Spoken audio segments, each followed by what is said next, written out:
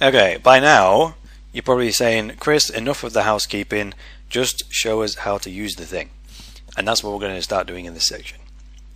So we'll focus on the Home tab in this particular section. We've already pressed this Suggest Design button a number of times, but you can also generate or suggest individual sections of the page. So you can do that by just clicking on one of these things. So Suggest Colors, and it'll leave all of the page elements the same except for the colors. Okay, now because now I don't like that color scheme, click it again, generate colors again, there we go. See, it's clever enough to know the color balance, so there's no guesswork. You don't have to be a perfect designer, it'll do it all for you. If you think, well, that font's a bit harsh, then you just click Suggest Fonts and give it a second, and that's too harsh still, click it again. And you can just sit here and play with this and play with this and play with this until you're happy, or until it's roughly what you want, and then you can actually tweak the individual details using the other features we're going to go to a bit later. Nope, still don't like that. I mean, I'm going to show you a fictional example of me building a new site for Web Catalyst. So I'll actually do this in a second. Now, Suggest Layout would do the same thing. It'll keep colors, it'll keep fonts, but it'll just change the structure of the page, right? So it's going to change it from a okay, that one's pretty awful. Oops, I'll just click Suggest Fonts again there. I don't think I give my computer a chance there. So click Suggest Layout again, and I'll actually give my computer a chance this time. Okay, it's given us now this is a 2-column design. So left column, sidebar type thing, and then the right hand column where most of the main content goes. So that's like a 2 columns design. And most sites fall into one, those sort of 2 categories. They either have a left sidebar and the content on the right, or they have a right sidebar and the content on the left. This is actually quite a narrow site. It's not very wide, and I've got quite a big screen, so you see this lots of background here. So that's part of the layout. If we click Suggest Layout again, it might widen it a bit. There we go. This one is neither of those 2 layouts. This is a single column layout where everything's just in one column and there's no sidebar whatsoever, right? That one, that's pretty awful because it's a black font on a blue background, and it's the wrong blue, so I don't like that one either.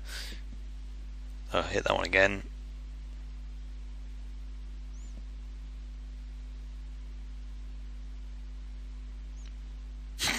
That's interesting. Okay, I'll leave that for now. Let's try Suggest Background. It's the same sort of thing. It'll just keep suggesting the backgrounds. You get the idea, right? Suggest a different background, etc. Now, instead of using these buttons, you can also interact with these zones individually.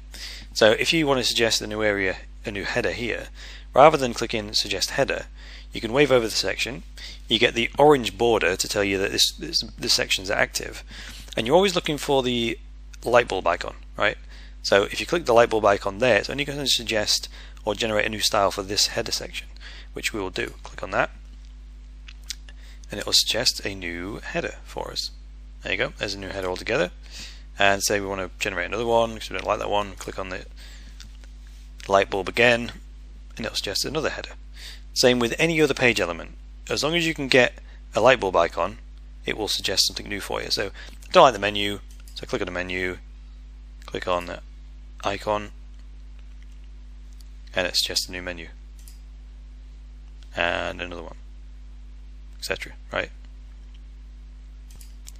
Now if you keep clicking the generate or the suggest buttons and it's not getting what you want, then you might want to use this section, the style section, because this is going to give you some major categories to include or exclude from the suggestions. So say if you're going for a business website, then I would turn off the magazine one, turn off the blog. It's not a blog and it's not a general website. So now when it suggests stuff, it's only going to suggest stuff that's in the corporate category. And I'm sure Artisteer themselves, when they release new versions of the software, will make more styles. So now if I just go for a whole suggestion to generate a whole new design, it keeps it in a corporate style. Now Artisteer has a lot of these images built in. You see these images like euros and this thing, and you can use your own images if you want to, but it's got loads and loads and loads of images already built in, so you don't have to use them if you don't want to. So I'll go suggest again, see what else happens. It's going to suggest another corporate style hopefully.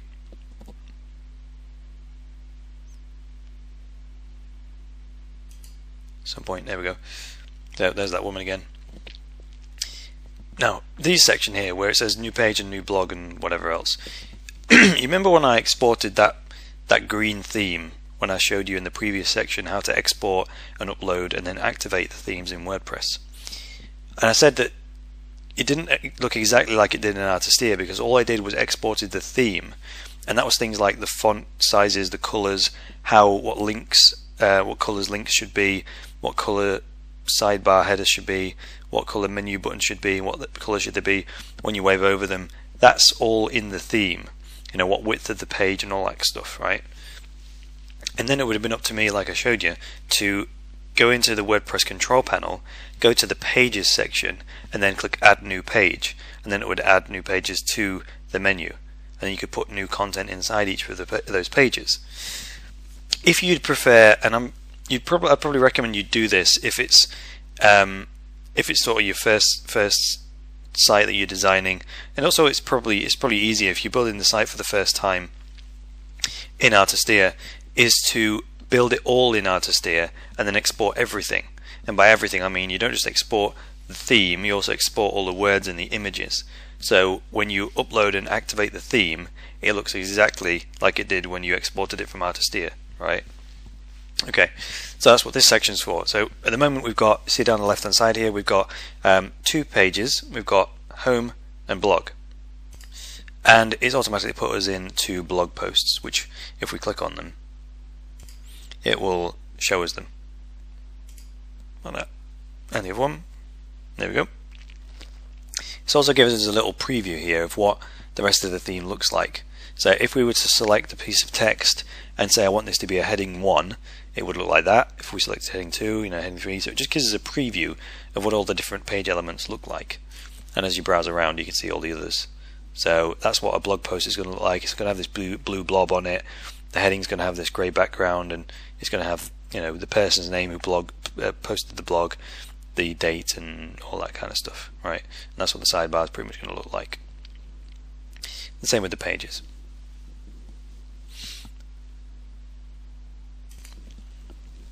Now WordPress has got a blog system built into it, but on this occasion, because I'm building a new website for Web Catalyst, I don't want a blog.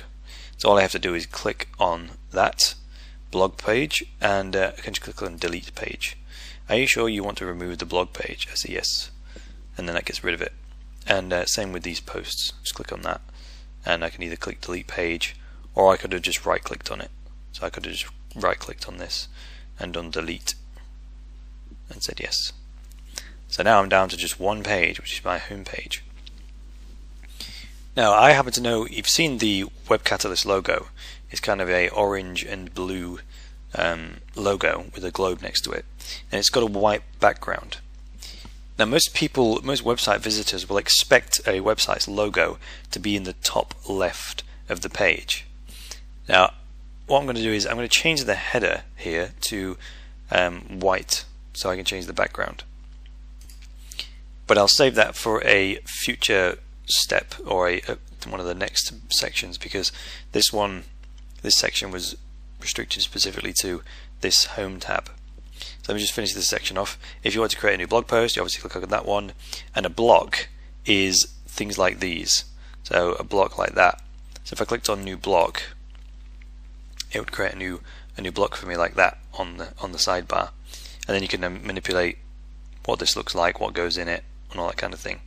So most people who build sites, they put content on the left, which is all the wording, and then down the sidebar they'll put things like sign up for the mailing list, special offers, just anything else. And the sidebar usually appears on every page. So this is a fixed section. So no matter where you are, you have this stuff down here. So it might be, you might have your calls to action here, so that wherever you are on the site, you've got access to them, right? And then we've got our options and our export buttons there, which we've already kind of gone through.